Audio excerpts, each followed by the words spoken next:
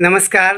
आज मी आलेलो आहे आमच्या सगळ्या नंदनवनातील मुलांच्या लाडक्या मावशी म्हणजेच आमची राधाबाई फोडसे आजी. तिच्या पायाचं ऑपरेशन झालेलं आहे. म्हणजे जवळजवळ 1 वर्ष होऊन गेलं. वर्षापासून ती आहे वेगवेगळ्या संघर्षाला, वेगवेगळ्या आजाराला ती सामोरं जाते. खरं तर तिला डायबिटीज होता आणि डायबिटीज असल्यामुळं तिच्या पायाला जखम झाली. त्यावेळी तिचा पाय 2 वेळा कापण्यात आला. खरं तर वेळोवेळी मी मावशीला भेटायला येत असतो, तिची चौकशी करत असतो.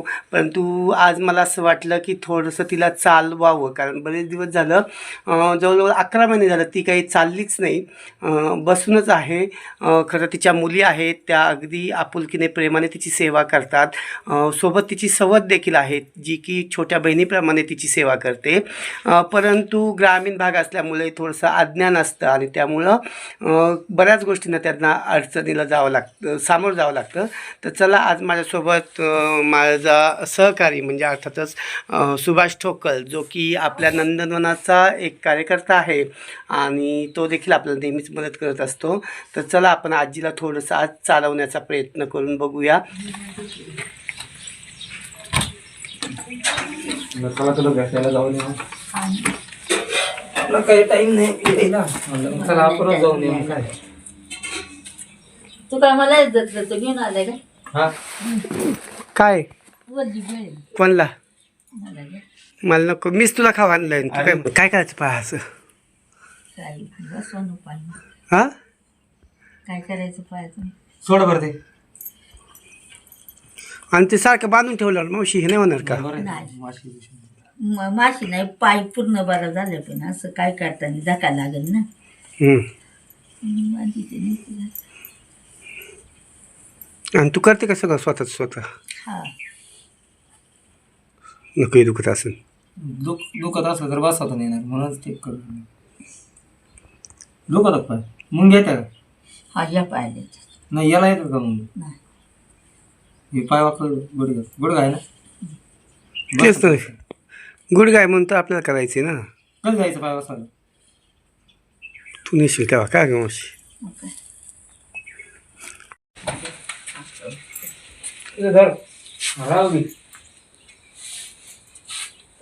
नाही, मी इकडून जायचं, इकडून उठव मला. उभी आहे, काही नाही, नको नको. नको, मग हात दुखायला लागलाय. नाही, तू हे कर ना ग दिदी, तू मागून खवाट्यात हात घाल, उभी कर. थांब सुभाष, असं दादा, चला थांब सुभाष, प्रेमाने तिच्या नाही होते सुभाष.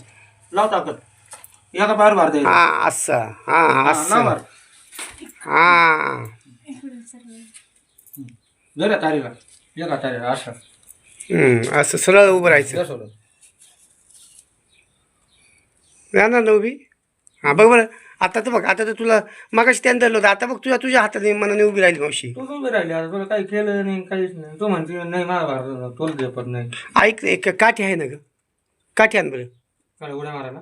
हां, चालू ना, भिंतीला जाऊन चालू ना, इकडे एका हाताला भिंतीला. वाकर आहे. हां, वाकरा. हां हां, असं कसं बरं वाटते का आता? बरं वाटते का मावशी? किती महिन्यात ना उभी राहिली? मी हां 9 महिन्यात. हा ना, मग असं नाही मी करायचं. वाकरवाडीला पडले मी होते. एका पायावर उड्या मारली, तुला पण माहिती दाव शाळेत. थांब ठीक आहे मावशी. बघ तुझं तुला हे करावं लागेल मावशी, असं कोण तुला करणार नाही मावशी. मला का लागण करायला, पण पाय बसवलं नाही, त्यांना हात बीट टिकून उभं राहता येईल, थोडं चालता येईल. मावशी, याला पूर्ण पाय नाहीये, याचा बघ पर कमरेपासून पाय नाहीये. मग तो किती किलो उचलतोय? किती किलोचा पाय आहे तुझा? 7.5 किलो. मग 7.5 किलोचा पाय उचलतो. तुला किती बसवायचा? 3 किलोचा? नाही, 1 किलो. 1-1.5 किलो. मग चला, आता प्रत्येकदा उभी राहा. बघ बरं मावशी, जरा तू काही करायलाच मागत नाही, मग कसं होणार? सोड त्याला मार उडी. नाही, मग उडी नको. थांब सुभाष, सुभाष तू बाजूला उभी राहू दे ना, तिला उभी राहू दे ना. हा, मार उडी. फक्त काय उठलाय बाहेर जायचं, बाहेर घ्यायचं का? बाहेर गिर जा. खाली कर याला इथं जरी मारुडी असं हां मग बघ बरं जमते तर खरं मावशी. मारुडी सुभाष तू पाठी मागून जा बाळा, तू कमरेवर हात धरू नको, उभी राहू तिच्या मागे राहा, पडली तर उद्योग वाढेल. बघ बरं लागली की चालायला.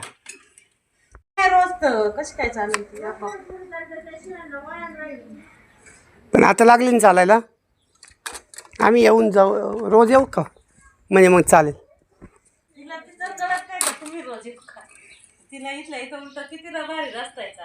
मग आता चालणार होते.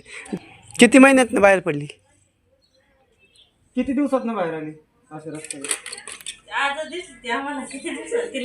मे महिन्यात ऑपरेशन झाले, 11 महिने चालू आहे.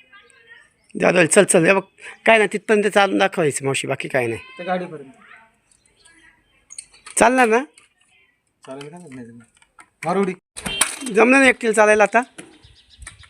जमते ना? काय नाही चालणार ना रोज अशी एकटी? मला बरं वाटलं तुम्ही आले तर. तुम्ही मला वाटेवर बाहेर चालवलं, मला जरा बरं वाटलं. पोरांसोबत राहायची तर मला बरं वाटलं. पण त्या दिवशी मौरला फोन केला तर तो लय राटला फोन, मला लय वाईट वाटलं. काय म्हणत होतो? रडत होता. काय म्हणत होता? लवकर ये ना हा आजी ये म्हणून. मग तू चालणार का लवकर आणि येणार का नंदनला? हा येईन. लवकर या पोरांना भेटायला. तर म्हणतात की आई मोरो आणि मावशी उरो, ही जी आजी आहे तुम्ही पाहिलं की आम्ही तिच्यासाठी थोडंसं चालण्याचा प्रयत्न केला. ती गेले कित्येक वर्षापासून आपल्या नंदनवनामध्ये राहते आणि आपल्या या दिव्यांग बांधवांचा अगदी चांगल्या पद्धतीने प्रत्येक वेळी एक आजी म्हणून, म्हणजे म्हणतात की आजी म्हणजे दुधावरची साय, तसं त्याप्रमाणे ती अगदी कुठेही गेली तरी मुलांना खाऊ घेऊन येणं असेल, मुलांना आपुलकीनं विचारणं असेल, अगदी घासातला घास देणं असेल, ह्या सगळ्या गोष्टी ती आजपर्यंत करत आलेली आहे. परंतु नशिबाने तिच्यावरच घाला घातला आणि तिचा पाय कापावा लागला. परंतु आम्ही आमच्या पद्धतीने तिला सहकार्य करतच आहोत. चला तर मग आज आमच्या राधामावशीने एक पहिलं पाऊल टाकलेलं आहे, त्यामुळं खूप छान वाटते, आनंद वाटतो. 10-10:30 वाजता